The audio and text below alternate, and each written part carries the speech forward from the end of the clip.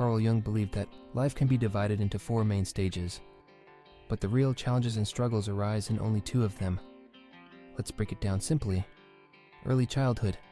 This is the first stage where life is pretty smooth. As kids, we're not fully aware or conscious, so we don't really face many serious problems.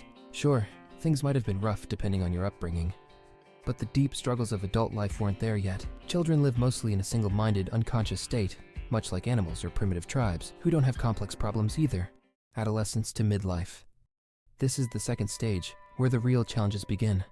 As we grow more aware, we start facing conflicts and different perspectives.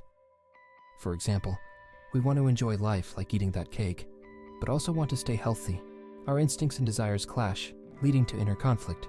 During this phase, we're also trying to establish ourselves, building careers, families, and identities. This is the busy stage of life, full of ambition, but it's also when we start facing emotional and psychological struggles. Midlife to early elderly. This is the third stage, when things shift. People tend to continue what they've been doing in their earlier years, but according to Jung, this is the time to focus more on your inner self. After years of chasing material success, many start to search for deeper meaning. Some may turn to religion or seek a greater sense of purpose. It's also a time when many become more rigid in their beliefs, thinking, "This is how I've always done it, so it must be right." The final stage, old age, is when we return to a simpler, almost childlike state. Not childish in behavior, but in the sense that we're less concerned with life's complexities. Facing death, people often find that the physical problems are there, but the emotional or mental struggles aren't as intense as in earlier stages. According to Jung, the problems we face stem from being conscious. In our unconscious states, like in early childhood, we don't have these conflicts because we're not fully aware of different perspectives or conflicting motives. But once we become conscious and aware of different possibilities, that's when the struggles arise.